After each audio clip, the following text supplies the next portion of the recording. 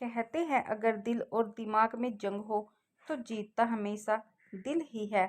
आज उन तंग गलियों और घाटों पर घूमती, अपना तन मन उसमें डुबाती, उस शहर के रंग में डूबती, अपने जीवन के कुछ सुनहरे पलों को याद करते कात्यायनी न जाने कितने वर्षों बाद अपने अंदर एक सुकून महसूस कर रही थी। कहते हैं अगर दिल और दिमाग में जंग हो तो जीतता हमेशा दिल ही है। और ना चाहते हुए भी उसके कदम उसकी ओर बढ़ गए।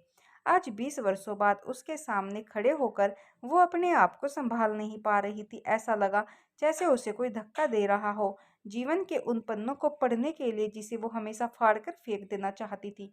उसने कभी नहीं सोचा था कि जीवन में कभी ये समय भी उसे देखना पड़ेगा। वो सब जैसे पिघले शीशे के सामान आज फिर उसके कानों में गूंजने लगे। जितना दर्द शायद उस समय हुआ, उससे लाखों गुना अब महसूस हो रहा था। बार बार उसके वो सब, तुम मेरे जीवन से चली जाओ कात्यायनी, मैं तुमसे प्यार नहीं करता, ये शायद सिर्फ एक आकर्षण था। मैं अपनी माँ की पसंद की लड़की से शादी करना चाहता हूँ, तुमसे नहीं। मेरे जीवन में अब तुम्हारा कोई स्थान नहीं। इन शब्दों को सुनते ही कात्यायनी जैसे सुनने में चली गई। उसके बाद उसने ना जाने क्या क्या कहा जो कात्यायनी को सुनाई ही नहीं दे रहे थे। सिर्फ उसका चेहरा देखकर ऐसा लग रहा था जैसे वह कुछ बोल रहा है। उसे ऐसा महसूस हुआ जैसे किसी गीले कपड़े को निचोड़कर सारा पानी निकाल लेते हैं, वैसे ही किसी ने उसका रक्त निकाल लिया है। ना पैरों में खड़े होने की ताकत थी और ना उसे कुछ जवाब देने की। अंधेरा घिरने को आया। एक मांझी ने कात्यायनी को देखकर कहा, बिटिया यहाँ क्यों बैठी हो? अंधेरा होने को आया, यहाँ इस तरह बैठना ठीक नहीं है।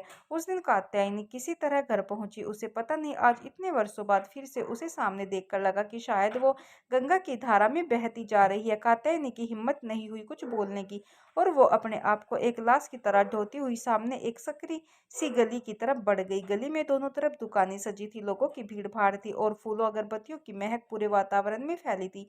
वह जितना आगे बढ़ती उस गली में उतना ही यादों के भंवर में फंसती जाती।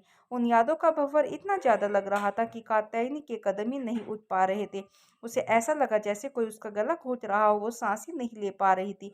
लगा जैसे आंखों के सामने अंधेरा सा छा गया और सिर घूमने लगा।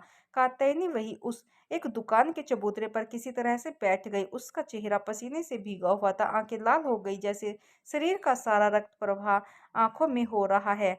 हाथ पैर ठंडा पड़ गया था। इतनी भीड़ भाड़ वाली जगह पर भी जैसे लग रहा था कि कोई है ही नहीं, बस एक भयावह सन्नाटा है चारों तरफ। बिटिया क्या हुआ, ठीक हो? इतने सुहावने मौसम में इतना पसीना और तुम्हारी आंखें भी बहुत लाल है, क्या हुआ बिटिया? तबीयत ठीक नहीं, कुछ परेशानी है? मुझे बताओ। कात्यायनी ने देखा एक बूढ़ा सा व्यक्ति उसके बगल में खड़ा है और उसके सिर पर हाथ फेर रहा है और उसके चेहरे पर एक अद्भुत चमक है। उम्र लगभग 80 के ऊपर ही लगती है। कपड़े इतने साफ कि लगता है अभी धुलकर पहने हो। उसके सिर पर हाथ फेरने से कात्यायनी बच्चों सी बिलक पड़ी। वो बूढ़ा वही कात्यायनी के पास बैठ गया। बोला, बिटिया क्या बात है, बताओ तो, हो सकता है मैं तुम्हारी कुछ मदद कर सकूं। नहीं बाबा, मेरी कोई मदद नहीं कर सकता, आप जाइए, मैं ठीक हूँ। बिटिया बाबा भी कहती हो और बोलती हो आप जाइए। अपनी बिटिया को ऐसी हालत में कैसे छोड़कर जा सकता हूँ? एक बार मुझे बताओ तो क्या बात है? तुम्हें देखकर लगता है बहुत तकलीफ में हो। कात्यायनी ने उस बूढ़े व्यक्ति की तरफ देखा तो उसने कहा, बिटिया सबसे पहले मुझे उसे माफ़ कर दो और अपने आप को उस दर्द से मुक्त कर दो जो सालों से तुम्हारे अंदर है।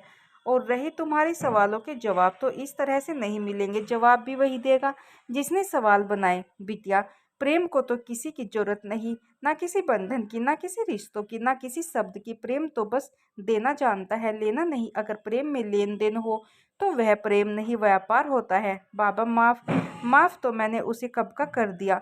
दोस्त कभी उसे नहीं सता, अपने आप को दिया। हमेशा यही सोचती रही शायद कमी मुझ में ही थी, इसीलिए मुझे अपनाया नहीं। मेरे सारे अधिकार भी किसी और को दे दिए। बाबा तो क्या नाराज होने का अधिकार भी मेरा नहीं रहा? जो दर्द में सह रही हूँ, क्या उससे मुक्त होने का अधिकार भी नहीं है? क्यों नहीं है बिटिया? तो उसके लिए इस तरह से भागो मत, जाओ और सामने खड़े होकर सवाल पूछो। पापा लेकिन अगर वो मुझे नहीं पहचाने तो? इस बात से डर लग रहा है। बिटिया अगर उसने नहीं पहचाना तो समझ लेना कि प्रेम उसके दिल में कभी था ही नहीं तुम्हारे प्रति। वो सिर्फ आकर्षण था जो समय के साथ खत्म हो गया, क्योंकि प्रेम कभी खत्म नहीं होता। और अगर प्रेम है तो उसने भी उतना ही दर्द सहा होगा। हो सकता है वो फैसला उसकी मजबूरी थी। प्यार तो प्यार ही होता है बिटिया, फिर उसके लिए साथ में रहे या नहीं इससे कोई फर्क नहीं। उसे समझना आसान नहीं है बिटिया।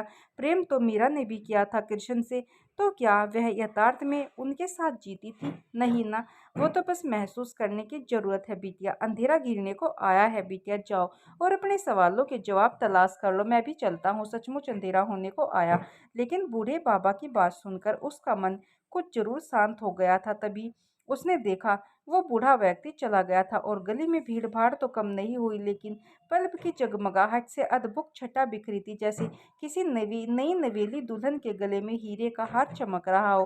कात्यायनी भी देर न करते हुए घाट की तरफ चल पड़ी, अपने सवालों के जवाब की तलाश में। आज 20 वर्षों के बाद ही सही, शायद कात्यायनी को उसके क्रोध और तकलीफ से मुक्ति मिल सके।